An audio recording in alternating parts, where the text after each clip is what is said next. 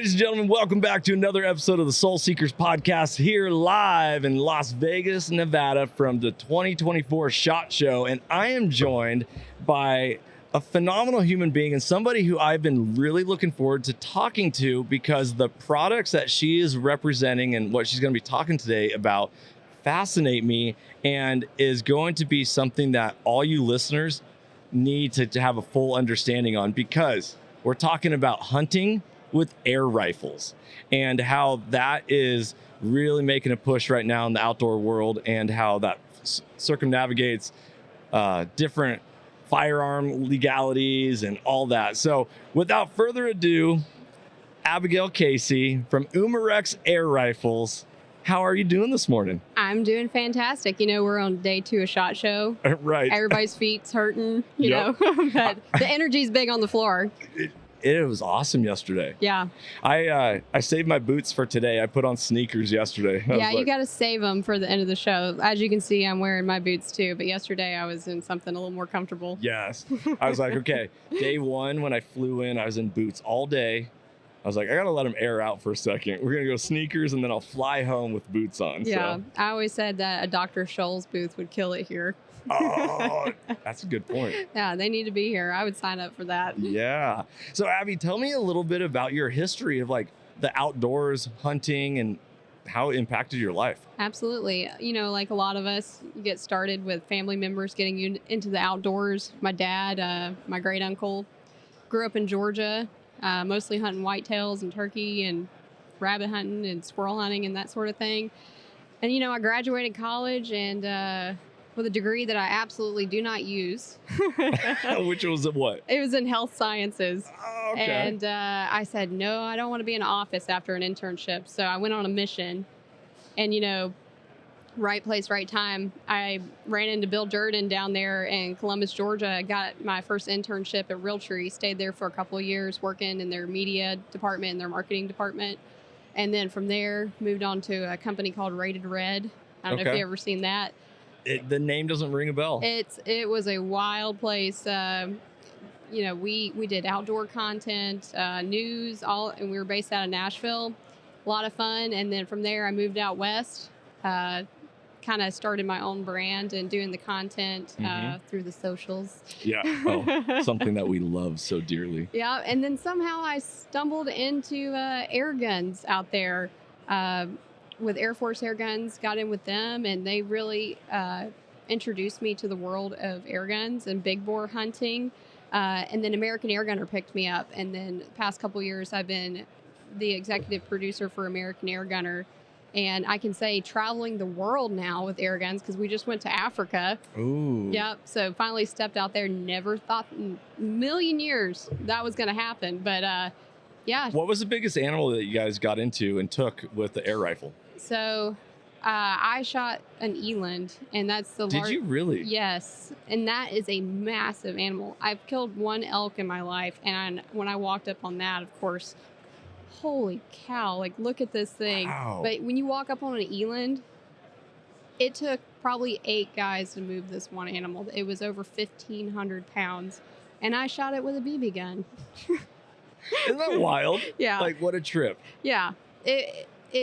We didn't want to leave. If you ever get the opportunity to go to Africa, I know there's a lot of controversy around Africa, and it's not as well understood. I mean, obviously in the industry it is, but the outside world, they don't understand what of an impact going there is. Yeah.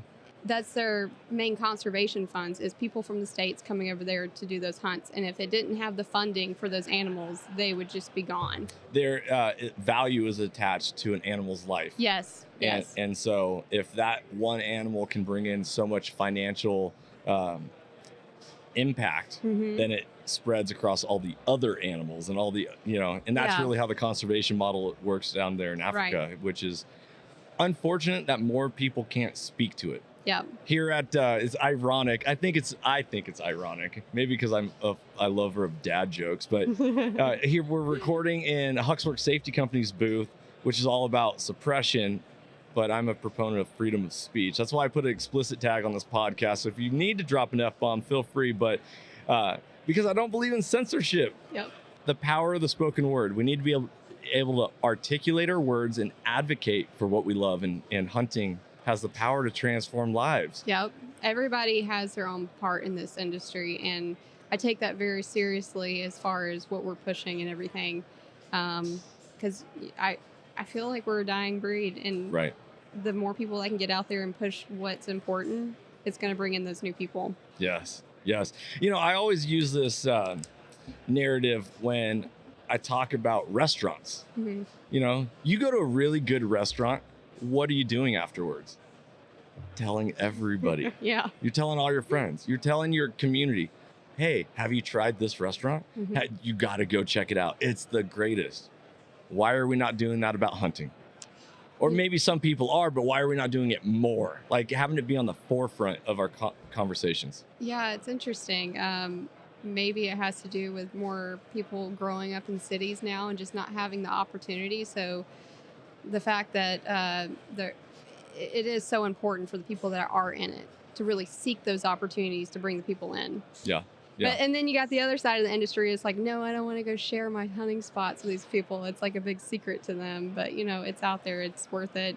If we're going to survive, we've got to bring new folks in. There you go. Well, they can kiss it. So I took my hunter safety course 9 years ago. When you told me that, I was like, that is awesome. I mean, it's kind of, it's really cool seeing fresh faces into it. I mean, that's neat that you got into it that later in life. Yeah. And now I'm father of 3 young boys, which are now raised in the lineage of hunting and brought into the hunting heritage. And the thing is that I am a huge proponent of is if you do not want to hunt, that's fine. I believe in tribal roles, Mm-hmm. And people doing certain roles. Not everyone has to be a hunter, but what everyone does need to have is the understanding of how impactful hunting is, so that when it comes to legislation, and we're going to talk about legislation with the whole air rifles and the legalities of that, so that we're not getting dominated like in the state of Colorado with the cougar and the bobcat ballot box initiatives, Mm-hmm. where it's all emotion driven and not science-based, biology driven to support the North American model of wildlife conservation. Right. So that be able to, I just dropped a lot of words right there. So. You're a very educated man, Johnny. Thank you. I went to Coolidge. Well, I'm public school Georgia. I don't know. I understood about half of what you said. Love the accent, by the way. I gotta hide it sometimes, but it comes out. Do you realize you speak an accent? No, not typically. No. I love it. It's so awesome. So I got awesome. called when I lived out west. I got called out for saying certain words like bowl. Yeah. And you have bowl and roll. What about pecans? Pecan. Yeah. Pecan. Yeah. Pecan. Yeah. Or crayons. The word crayons. Crayons. Is it crayons or is it crayons? Anyways, we're getting off topic. Let's talk air guns for a second. Fascinating. They're cool. Like this is. I grew up watching A Christmas Story. Yeah. Red Ryder BB gun. Don't shoot your eye out. My brother to this day, he just reminded me this last weekend. He was like, man, I had such a great G.I. Joe collection, and you slaughtered them because I'd take them, line them up, and just blast them with my pellet gun. Yeah, I feel like the BB guns back then were more powerful. I don't know. But I hear a lot of people having stories in their childhood, like, oh, my sister shot me with a BB gun. And Right.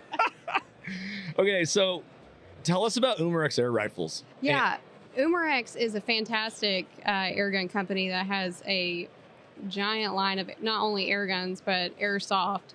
And then you have the air bows that shoot the arrows and stuff.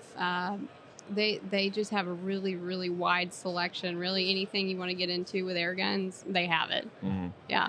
And they got the bow fishing stuff they just came out with this year. So they are hitting every market possible. Okay. And they've been a fantastic company to work with, good people. And we've done a lot of hunts together everywhere from mule deer over to Africa. And then the bow fishing stuff, I just went in December and did that. They're a really cool company. Sweet. So what air rifle do you hunt with? And talk us through the calibers. Yeah. Like what, there's so much I don't know. This is exactly why I wanted to bring you guys on the podcast, because educate us. Yes. Well, I'll give my little speech, and then if there's any questions, just let me know if I left any gaps out. Yeah. Well, like I said, they cover such a wide range of things. You have like your traditional pellet guns, and you can go up to like a 30 or 35 caliber pellet gun. Then you have the air bows. You have like an air saber. They actually have another air gun that shoots arrows. It holds 2 arrows at one time, and it's got a little ambidextrous button that you can click left and right. It's like a double barrel shotgun. It is like, it looks like a double barrel shotgun. And they got the Fisher they just came out with, and it's got an arrow that slides over it with a barb on the end. You can go hunt alligators with it. You can do the bow fishing stuff. They have a shotgun they just came out with last year. You have to make your own wads, and they sell them as well. But, you know, if you're loading for turkeys or anything, you can go make your own stuff and buy the wads from them. Interesting. Yeah, and then, of course, the airsoft stuff. I'm not really into that, but air gunners get mistaken as airsoft all the time. Yeah. It's the joke in the industry. Oh, airsoft? Like airsoft? Yeah. Like, no, shut up. That's not what it is. You're playing toys? Yeah, Is that- my playing toys. But yeah, they're all, and we're talking about the calibers. You can go from a 177. That's the little, Which is a standard, like, kids pellet gun right. size. And you know, the 177 is what they use in the Olympics for air guns. Okay. It's very small, the tiniest caliber. And the largest caliber that they sell is a 50 cal. So, okay, I was thinking a 54 would probably be the largest, similar to like muzzle loaders, but Yeah. 50 cal's that's a huge pellet. It is. Is And it a pellet? Is that what you guys call it? I call them slugs. Yeah. That would make more sense. Or, you know, I jokingly say, oh, grab my 50 cal pellets. Yeah, but they look like they're just big chunks of lead, and you can get them all kinds of grain sizes. You know, it's just like firearms. Whatever, you tailor it to whatever you're doing. You want like a heavier grain for bigger game animals to pack the punch, and then maybe something a little lighter to go shoot these competitions. The competition side of air guns is getting bigger. There's several matches across the country. The biggest ones are Extreme Bench Rest down in Phoenix, Arizona. Then you have RMAC in Utah. Utah Air Guns puts that on, and Pyramid Air hosts one as well. Utah Air Guns, that's how I first like really started to dive into your stuff. They are Umarex air rifles, correct? They are a retailer out of Utah, and they carry Umarex's products. Gotcha, that's what it was. Yeah. Okay. But at those matches with the like the hammer, that's the big bore gun that Umarex sells, we're shooting out to like 350, 400 yards. I think the furthest target at the match in Phoenix was like right at 410. Wow. Now, when you're shooting that far, I mean, you could see the slug. It's coming down. You're not going to shoot a big game animal that far. Right. That was my next question. Is what's your actual distance, the limit of what you're hunting? I always like to say 100 yards. 100 yards. Because you are losing a lot of velocity and energy at that distance, and to take a ethical shot on an animal, I would say under 100. Okay. Yesterday we had Hornady in the booth when we recorded, talking all about different bullet choices and how the bullets are created and made and the purpose of them. Are there, like, my history of pellet guns is you have the flat, I think wad cutter is what they used to call them. Yeah. You had the round nose, the dome. You had the one that was like a pointed. I always thought that was like more deadly, you know? It looks scarier, so it's got to be more deadly. Yeah, right. Is there different projectiles? Yeah, there is. One of the things that it's really moving towards is slugs. So you have the traditional pellet, which has the skirt and the head, and then slugs, just like, I mean, they're just a little more rounded off. They don't have the skirt or anything, and they typically shoot a lot better. They don't allow those in the competitions right now. I guess to kind of like weed out more people. I don't really understand. I think eventually it'll move over to slugs. But there's all kinds of different projectiles and companies that make specific rounds. There's a guy up in, I think he's in Ohio or something. His name is Mr. Hollow Point, and he makes custom slugs for like hunting guns. Okay. Yeah. So tell us about this eland, because that's a big animal, and you shot it with an air gun. Yes. 50 cal. I shot it with the arrow gun. I shot it with the Seneca Dragon Claw. So that air gun is another cool thing about air guns. I forgot about it, but a lot of them can shoot arrows and slugs at the same time. And there's another version of that air gun that shoots slugs, arrows, and shotgun shells. Really? Yeah. Like just stack them in the barrel. Yeah. Well, you one at a time. You got to pick which one you want to do. But Right. But it's like having multiple tools. It's a multi-tool on your belt that you get to go and like, yeah. What do I need? Yeah. It's pretty weird thinking that you can shoot multiple things out of one air gun. I mean, but the Eland, I shot that with the Seneca Dragon Claw with an arrow. And I was using a Thorn broadhead. I chose that because there's such a big animal and I wanted a big cutting radius on that. Yeah. So. Okay, so brass tacks. I'm gonna hit you with some stuff. This is where I'm like, okay. Oh God. Let's go, Abby. Hunting round specific. 50 cal. What are the grains that you choose from, and what are you using for what species? That's a loaded question. Okay. All the grain weights will pretty much work, but like you really want to get a bunch of different grains and test what your air gun likes specifically. Okay. It's a lot to do with testing. It's just like rifles. I mean, right. We talked about that at Hornady because he was like, dude, just because we make this bullet to perform in this way doesn't mean your gun is going to like it. So exactly. So you really can't just say, oh, I'm going to shoot a 355 grain 50 cal slug. I've had the same model of air gun sitting right in front of me, and the stabilization is totally off on one gun and the other one's like perfect. Yeah. So you just really got to do some testing. If you're going to get into air guns, be prepared to do a little bit of tinkering if you want to perfect it. Interesting. Yeah. Okay. And then the other thing is are air guns rifled? Some of them are. Okay. Yeah. So your what's the cleaning like on these things? Is it I'm so new to this that I am not the right person to ask this because I am horrible at cleaning my gun. Well, I talked. I'm actually not a proponent of cleaning my barrel. Yeah. If my gun's still shooting. That's kind of the philosophy that I have as well. If it starts to act weird, then I'll do that. Yeah. Because I've screwed up before. You know, I had an air gun that was shooting fantastic, and then I went right before a match, cleaned the thing, and then all of a sudden it was not doing the same. Right. So if it's working, don't clean it. Right. If it ain't broke, don't fix it. Exactly. Okay. So you said 300 and what grain? 355 grain. That is a lot of lead. Yeah. And there's some air gun calibers, I think 72 caliber, I think is the largest air gun that I've seen. Whoa. Yeah, and that Joker, I mean, it's a paperweight.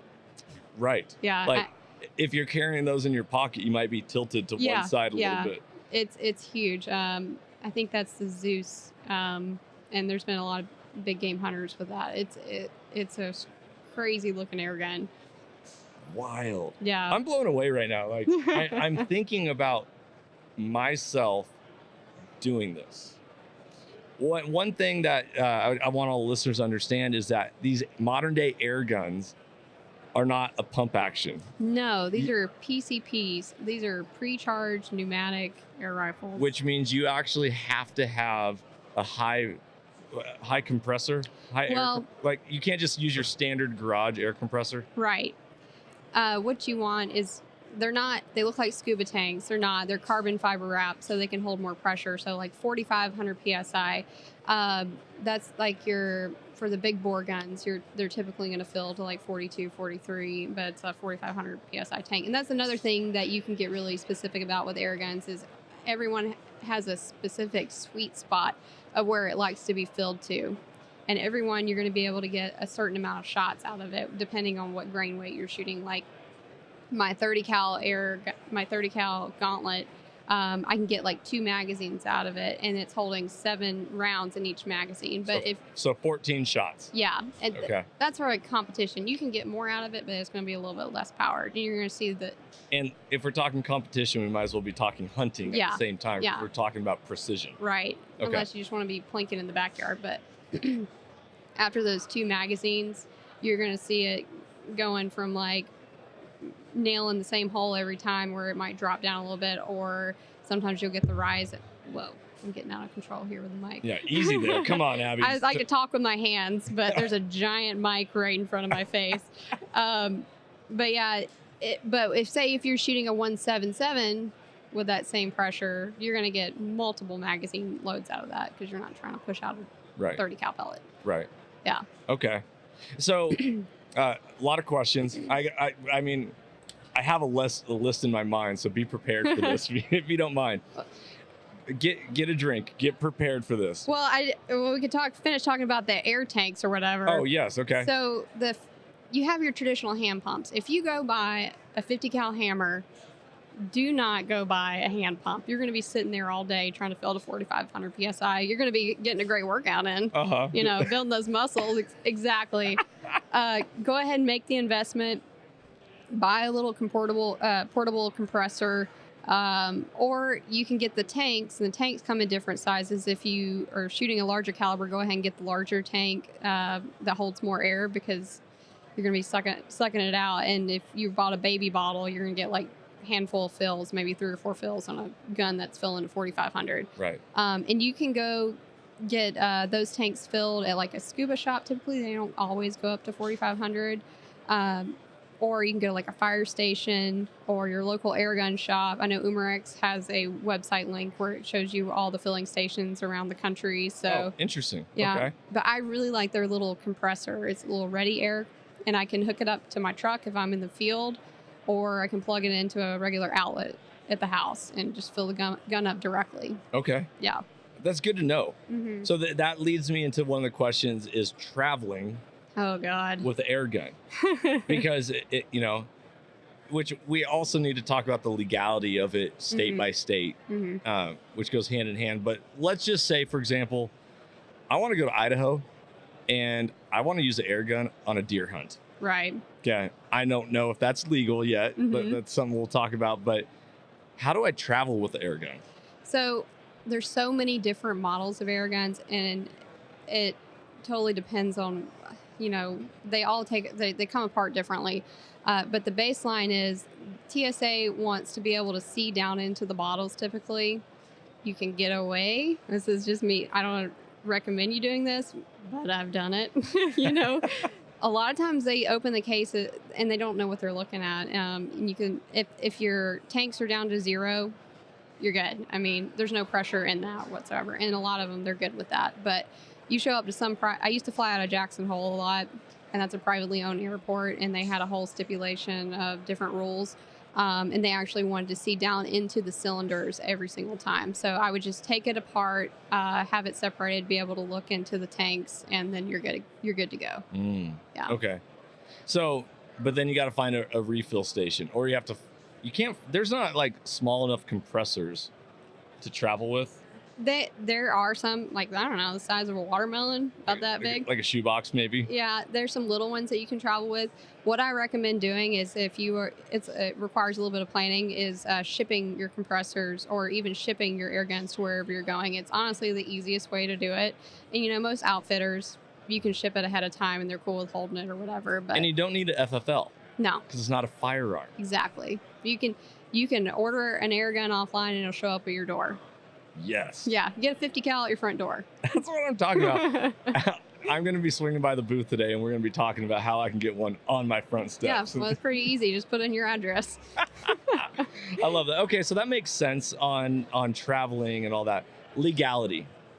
I know that a lot of people don't understand this, but for felons, for example, you can go you have your own opinion on, can a felon own a firearm or what they can do, but say someone makes a really bad decision early on in their life, and they have progressed to become a better member of society, and they love hunting.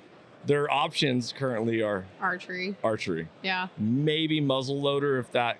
I don't think that. I think that's still considered a firearm. Yeah. Okay. Yeah, so archery. Correct me if I'm wrong. I'm not sure. I don't. I think it depends on if it's a modern muzzleloader or a. If you're using like a flintlock, I don't know. Yeah. So you have archery, but now you have air gun. Yeah. You can be a felon and buy an air gun. Yeah, because it's not federally regulated. Correct.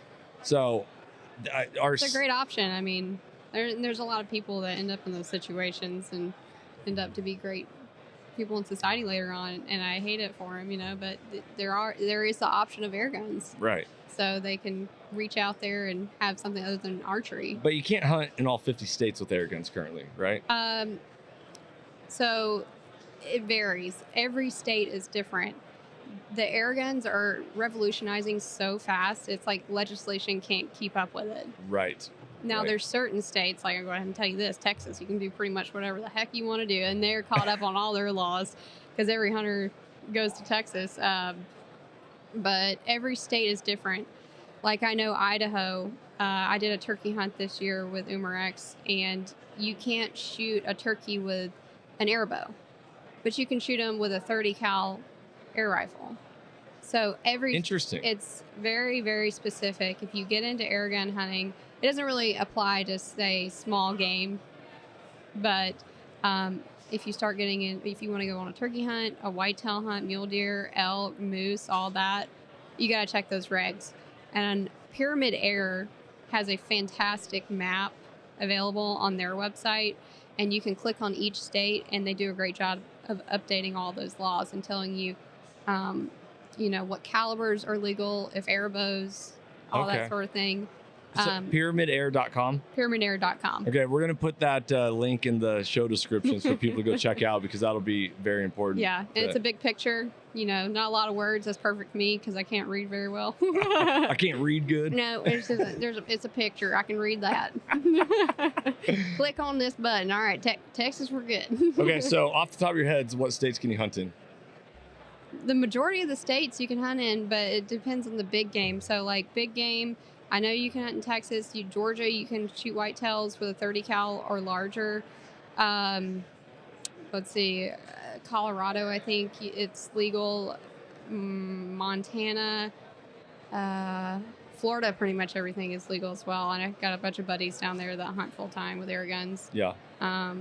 Yeah, it just really depends. Just got to go on there. It's broken down into so many categories. And one thing I even had to do this year is when they came out with their new shotgun, Umarex, I wanted to go shoot a turkey in Georgia with the new shotgun, and there was no laws on it whatsoever. Texas had some legislation made on it where it came down to the pressure, the velocity of the pellets that were coming out. Oh, okay, yeah, velocity, pressure in the tanks. These are you have to know all those. Yeah. So I got all the information, and I contacted DNR and wrote up a little thing, got it approved. I had that official email. So if I ever got stopped by the game warden, You have a letter. I have a letter. Here it is. It's legal, because I'm sure some game warden would show up and like, what in the hell is that? Right. Well, then where does air rifles fall in the category of hunting? Are you using air rifle during modern rifle season? It falls into modern rifle season. Even if you're shooting an arrow? Yeah, it's not considered that. Okay. You can't go shoot an arrow gun during archery season. It's cheating. And I know a lot of people would say like crossbows would probably fall into that same category. They want to push it into rifle season. Right. There's that controversy, but. So Kelbly's rifles, you familiar with them? Mm-mm. Okay, we run an ad for them on the podcast. Use their rifles, awesome company. I'm a fan of matching your optics to your rifle, right? Like if I'm buying a $500 rifle, it's kind of hard to justify a $2,000 scope on that. However, every tool has a job. Yeah. If I'm buying an optic to put on an air gun, what do you hunt with? What do you recommend and what power? So if you're only saying hunting out to 100 yards, or are you a LPVO 1 to 6, 3 to 9? What is the deal with these loaded questions, man? They're all deep dive questions. So one thing that you've got to consider with air guns is you need a lot of elevation in your scope because the drop is a lot more. Not all of the air guns have MOA built into the railing. So when you're but there are rings that you can use on certain scopes, to gain some elevation and do that. But like you want a lot of elevation play if you're trying to shoot out to really far. Like I have this one air gun set up. We go prairie dog hunting, and we were shooting prairie dogs out to 350, 400 yards with a 30 cal air gun. Okay. But for competition, I like to use a higher powered scope. For hunting, I'm more lax on that. I'm not looking to zoom all the way in. And most of the things I'm hunting, typically, I'm capping it at less than 100 yards. So I don't need that unless I'm shooting prairie dogs. Right. Precision matters. Right. I'm I'm a big fan of Night Force. I use a lot of Hawks for American Air Gunner. They're sponsor of the show. They have some really nice higher tier scopes. And there is one company that specifically catered to air guns, and that's called Element Optics. I don't know if you've seen them. I have not. They're downstairs. You should go check them out. And they came out with some new stuff. But they're guys that were in the air gun industry, and they saw a real need for specific air gun scopes. So they've developed a lot of great products. But I've got some of their stuff on my big game hunting rifles as well, and they're going that direction too. Okay. Yeah. Good to know. Mm-hmm. A 30 cal, because 30 cal minimum is typically for hunting for deer, correct? That's the minimum. I've never hunted a whitetail with a 30 cal. I don't. That's kind of like pushing the ethics for me. I'd prefer to have a little more punch, bigger round. So. You said the 50 cal grain was 300. 355. What is the grain of a 30 cal? It's 4.4 something. I can't remember off the top of my head. It's really, really small. Really? Okay. Yeah. Interesting. But any kind of small game. Well, I hunted turkeys with a 30 cal. You got to shoot them in the head, you know. Right. But and that's really tough. They're a moving target. I don't know if you ever watched a turkey, but their head never stops moving. Yeah. So shoot them when they're strutting or they're walking away from you. Shoot them in the back of the head. I love it. Man, I'm drawing a blank on a question I wanted to ask you. But in regards to the 30 cal, there are different grain weights. They offer like a heavy, and then they have like little expandable pellets, and so that's what I typically use. Is like the heavier weighted pellets, just because I want that extra punch. Yes. Yeah. Yes. If someone wants to hunt with a rifle, an air rifle, what do you recommend? What do you want to hunt? Oh, he's stumped. I stumped him. Well, I mean, okay. Are we talking varmints, or are we talking? I want to hunt big game with an air rifle. I would say. What's my guns? I would say 45 caliber and larger, or the arrow guns are great too. I'm a big fan of the Air Saber. I really like hunting whitetails, and I like hunting whitetails with the Air Saber. I just like archery hunting. I started off archery hunting really young, and this is kind of the crossover point. But if you're going to hunt small game, I would get like a 30 cal or a 25 caliber. And the gauntlet line that Umarex has is fantastic, and they just came out with that side lever too, so you're not, struggling with the bolt action or anything like that. You can get those shots off real quick. Are they semi-auto? Yes. Well, no, not those. They do sell some semi-auto guns, but the majority is bolt. They have They have semi-auto air guns and other brands, so there's those too. Okay. So what's the price point? How much does it cost to get into the air rifle game? With Umarex, you can get in at a really affordable price. The gauntlets are around the $600 mark, and that's a fantastic entry-level air gun, but I use them in the matches as well, and they've got fantastic accuracy. But just like firearms, you can go out there and start dropping thousands of dollars. FX has some phenomenal air guns. You see a lot of those at the competitions, and they kind of have the chassis systems where you can customize your air guns. And one of the interesting things that's been happening the past couple years is all the PRS shooters have started transferring over into the air gun competitions, and they are kicking ass. Oh, really? They're loving it, and they're taking home a lot of money. And it's cool to see them come in and see the fresh blood in the competitions. But when you go to these matches, you're going to see custom air guns just like you would see at a regular firearms match. Yeah. And they're going to look wild. What is the lifespan of an air rifle? Because I haven't killed one yet. Okay. Because I'm thinking my experience as a paintballer. Yeah. When I was a kid, constantly blowing O-rings. The canisters they had a life expectancy. Mm-hmm. Like, what consumables are we having to make sure that we're conscious of? Yeah, with air guns, you have O-rings, and of course, those are flimsy little 2-cent parts. Occasionally, you have those go out. none of my Umarex guns, they build them so well that I really have never had a problem with any of my Umarex air guns. But it just happens like anything. You can get a bad limit or something like that. That's the most common issue is I see like O-rings going out. And then with the tanks, I think they have a 5-year period, like the big bottle tanks, Yep. where you have to go get them re-stamped by, I think it's DOT, something like that, and they reservice them, which I totally understand because you're carrying around a giant air bomb Yeah. with 4,500 psi, and you don't want something blowing up on you with that. Right. So that's really the only maintenance part. And does Umarex do a recycle program? They're really good. They have great customer service. They'll probably just send you a new gun back. Oh, really? Yeah. Okay. They're yeah, I was going to fantastic. ask about what is a warranty like on something like this? I hadn't even read it, honestly. I never look at the warranty. I never sign those things. It just. But that speaks to the company at times, right? Yeah. Like knowing that you're going to get in bed with a company and invest in a company for a product, you expect that you're going to get that in return. Yeah. I know that Utah Air Guns is phenomenal. They do a lot of servicing, and they're really like a specialty customized air gun shop. Yeah. And any kind of problem you got, you call them, they're going to fix it for you. Okay. Yeah.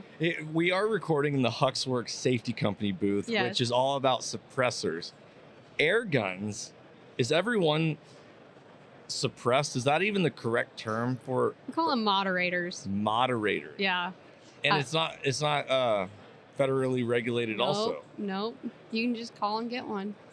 And every gun comes with one, or is it built into the barrel? How does that work?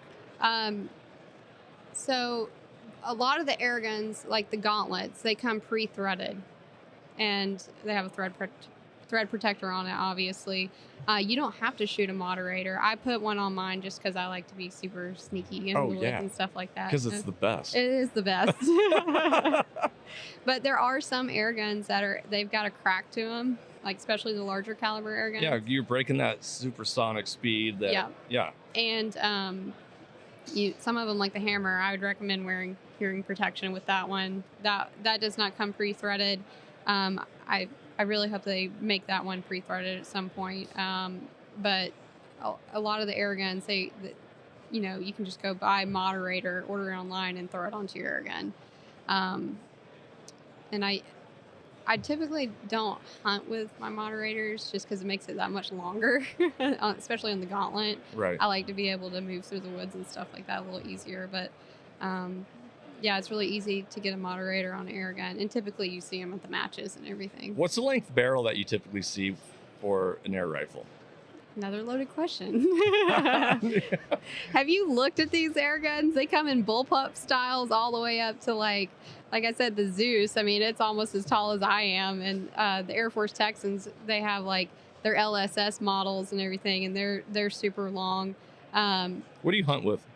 I hunt with the Umarex air guns. Yeah, but what length barrel are you like? It's like around 26, but we put the moderator on, and it adds about 4 to 5. Okay, so your gun's getting out there, but the barrel starts a lot further back. Yeah. On an air rifle. So when you say 26-inch barrel, you're not thinking 26 on top of your action of your firearm. Right. Right. They're comparable to normal rifles. Okay. They have all the different lengths. So sweet. Yeah. Is there anything I didn't ask that you're like, man, I really need to make sure this gets pubbed out? We talked about the legalities around the country, and you just do your research. Like, make sure you're not getting out into the woods and doing something you're not supposed to be doing. Yeah.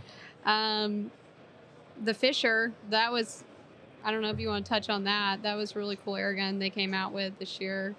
You're getting 65 shots with a 4,500 PSI tank with that air gun. Wow. So it's really, when you go out into the woods and you're trying to make a ton of shots, I mean, that's important to be able, you don't want to carry a tank with you everywhere you go. Right. But they make small tanks, like backpack tanks that you can carry. Ooh, backpack hunting tanks. Yeah. So if you're out in the woods and you're doing some big game hunting, you can have some backup air. Yeah. Yeah. Where do you buy slugs at? If I got a gun, I got an air tank, I got a compressor. Yep. Where do I go? if you want to customize some stuff, I love Mr. Hollow Points. And you have like JSB pellets, they're really big. Are they on the shelf at Academy or Sportsman's or not- Cabela's or any of that? You're not going to find the big bore stuff there. They don't even sell the big bore air guns at normal retailers. You're going to have to go online and do some research. Gotcha. Yeah. So Umarex can, I could buy in bulk. Yeah. All my lead slugs. Yeah, they sell pellets on there. Typically, What's the price point on these? What can I expect? like for 30 cal pellets, it's somewhere around $15-$20 For several hundred. sweet. Yeah, I think there's like 300 or 400 pellets in some of those tins. So And one of the benefits of like if you start going down the road of hunting with an air rifle is the fact that you get to shoot a lot more for much cheaper. Yeah, that's something we can talk about for sure. It's so great to train with air guns because it's so cheap. Everybody knows how expensive ammunition is these days. Absolutely. And it definitely comes into play. I mean, I'm not going to go out there and shoot 10 boxes of ammo. You don't get to. It's a great tool to train and do the basics on. And there are those air guns that have the blowback and the recoil that would allow you to, like, I would say, simulate a normal firearm. And then they even have the pistols with real blowback, shooting like a 177. too. Gotcha. So and they don't feel like a toy.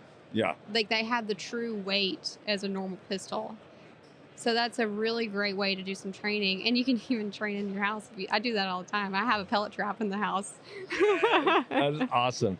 Okay, triggers. This is my final question. Okay. So a trigger makes a world of a difference when it comes to hunting or any sort of precision shooting. Mm-hmm. What does an air rifle come with? They're all different. They have customizable triggers. You can adjust the trigger weight. On my competition guns, I'm able to adjust them really low. I like around a pound, and then like my Olympic style air guns with the typical Olympic style shooting you see on shoots and stuff. Yeah. Those you could basically blow on it. Ooh. But are you guys getting any secondary support? Like, is Timney starting to make air gun triggers or Trigger Tech or any of that? I haven't personally seen anything like that. Yeah. No. But with all these air guns, there's a lot of room for customization. Yeah. Yeah. Sweet. Mm-hmm. Did I leave anything off the table we need to cover? I think we covered a lot. Where Umarex? What is that? What is Umarex? That's a great question. I'm gonna have to do my research. So I teach school and I work in an alternative school. Yeah.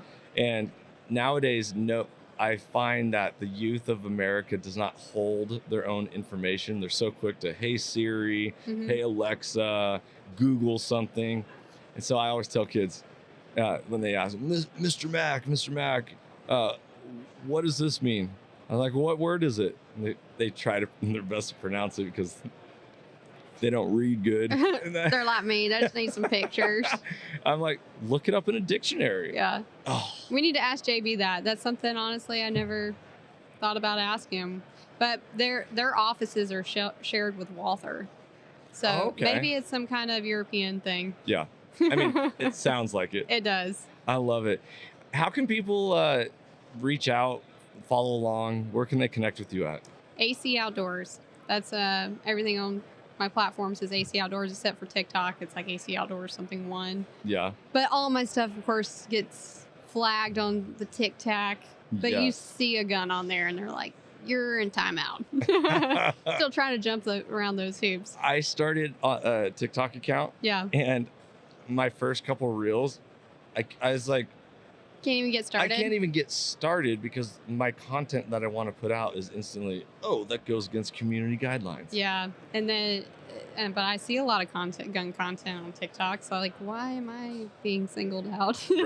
Right. No doubt. But well, thank you so much for coming on this show. Thank you for having me. Thanks for sharing all your information and your experience. Really appreciate it. It's valuable. It makes a difference. All you listeners out there, if you are like really fascinated by this podcast and want to get into it, was it umarex.com? Yep, umarex.com. umarex.com. and go learn more about it. This is fascinating. This is an episode that I was really looking forward to record, because it's hard. It's nice to get this one-on-one attention. Like, okay, answer all my questions, please. Let me roll out this giant scroll and have it go on the ground. Yeah, and the air guns are only getting bigger. I mean, it's become so popular, and more people are getting into it with the hunting side as well. So it's on the up and up, I think. I love it. I love it. Well, all you listeners out there, thank you so much for tuning in to this episode. If you liked it, please share, subscribe, leave a rating. All of that helps spread the mission of mentorship is conservation. Remember that hunting has the power to transform lives through primal adventure, and you can never outgive good, as mentorship is conservation. If you guys want to support the show, go to soulseekersnation.com and go click on the shop and go get yourself some swag and support the mission.